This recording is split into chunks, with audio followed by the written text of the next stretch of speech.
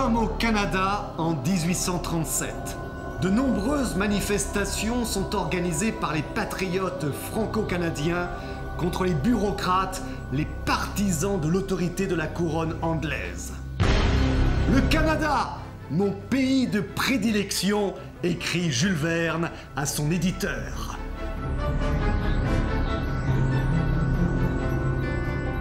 Après nous avoir entraînés une première fois dans cette région du monde, dans le pays des fourrures, il y a plus de 15 ans, Jules Verne nous fait cette fois vivre le terrible antagonisme entre les Franco-Canadiens et le pouvoir anglais, maître du Canada.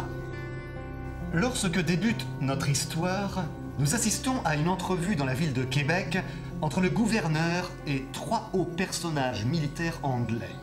Nous sommes, de toute évidence, à la veille d'une redoutable insurrection et des dispositions militaires et policières doivent être prises sans retard.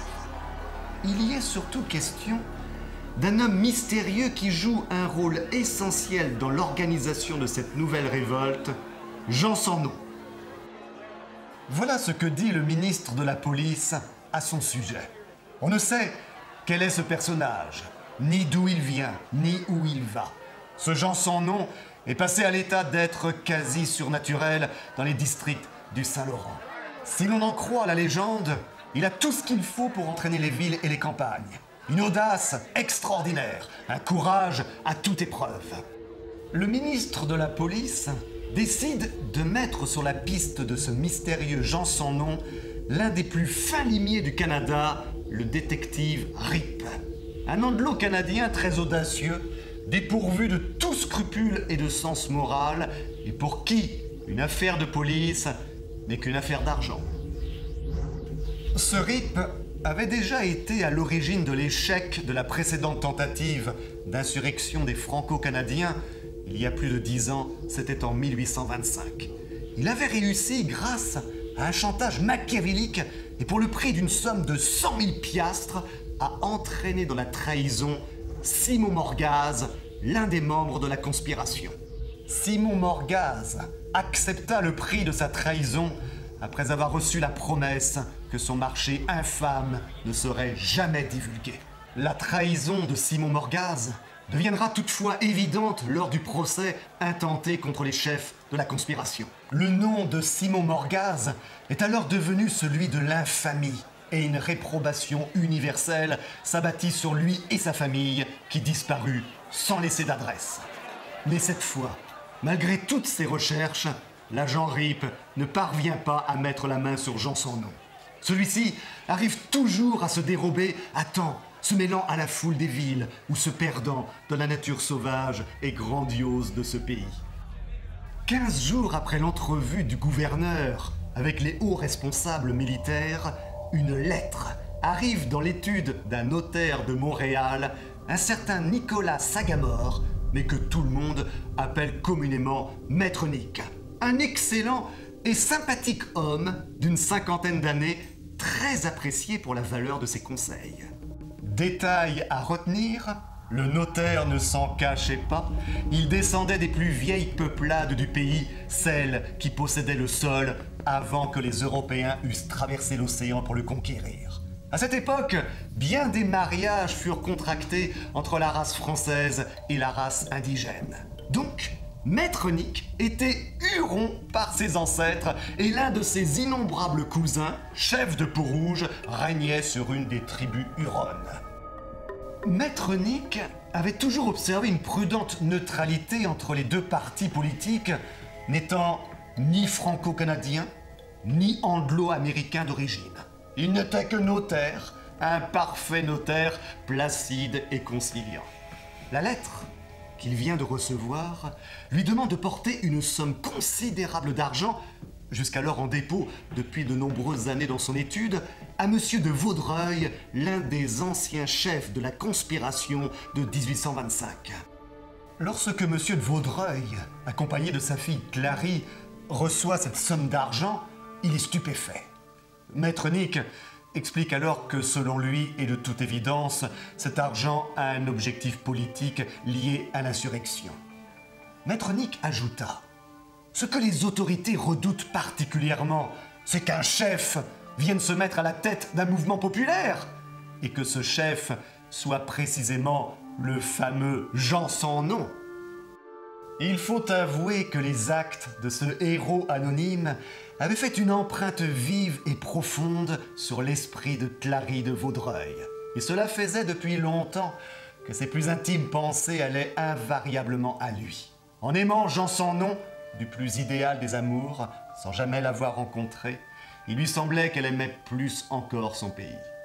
Jean sans nom exerce le simple métier de pêcheur et c'est sous cet alibi qu'il parcourt le Canada, remettant des sommes importantes d'argent aux différents responsables de la révolte. Mais d'où vient cet argent? Qui est cet homme mystérieux? Alors que le signal de la révolte est désormais proche, il décide d'aller dans un village, le seul qu'il n'a pas encore visité dans le cadre de l'organisation de l'insurrection. Il connaît pourtant parfaitement ce lieu. Il arrive devant une maison en ruine. C'est celle de Simon Morgase. Vous l'avez peut-être deviné. Jean sans nom est le fils de Simon Morgase, l'origine de l'argent qu'il distribue, le prix de la trahison donnée par l'agent Rip. De cette demeure qu'il avait voulu revoir une dernière fois, il ne restait que quelques pans de murailles détruites par le feu. La tradition en avait fait un lieu infâme. Devant ses yeux horrifiés, il assistera même à l'exécution de l'effigie de son père, Simon Morgase, sous la forme d'un mannequin de paille, brûlé sous les huées de la foule, criant « Au feu le traître! Au feu Simon Morgase !» Ce nom de Morgase ne doit plus exister, se dit depuis longtemps Jean. Il n'y a pas de réhabilitation possible. On ne peut pas plus lui rendre l'honneur qu'on ne peut rendre la vie aux patriotes que la trahison de notre père a conduit à l'échafaud. Si Jean sans nom s'implique autant dans l'organisation de l'insurrection, c'est pour réparer le mal fait à notre pays, non le mal fait à nous-mêmes, se dit-il. Mais était-il donc vrai qu'une pareille situation fût sans issue? Écrit Jules Verne. Était-il donc possible que la responsabilité du crime retombât sur des innocents? Était-il donc écrit dans la conscience humaine que cette tâche imprimée au nom d'une famille, rien ne pourrait l'effacer? L'insurrection est finalement déclarée.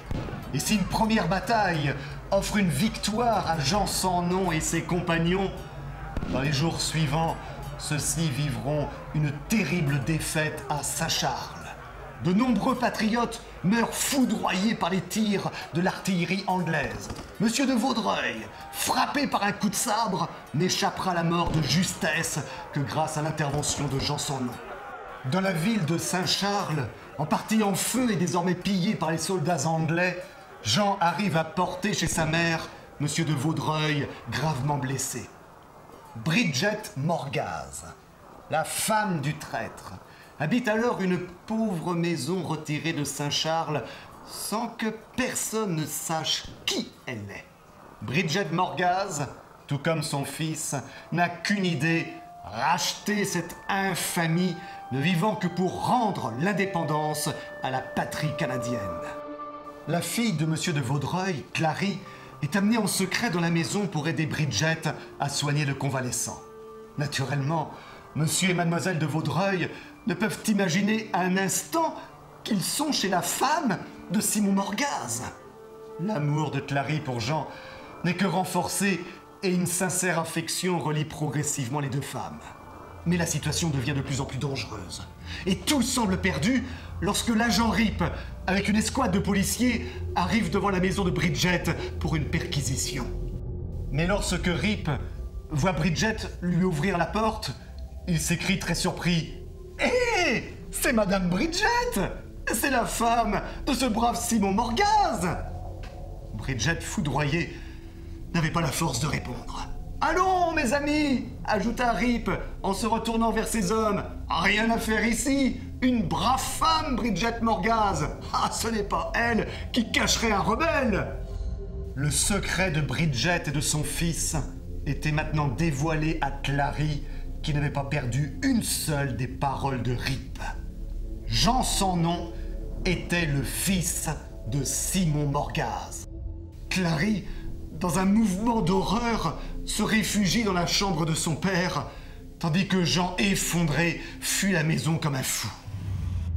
La dernière et ultime bataille est sur le point de se déclencher sur l'île Navy, près de la frontière des États-Unis, où les patriotes mettront leur dernière force dans une lutte désespérée.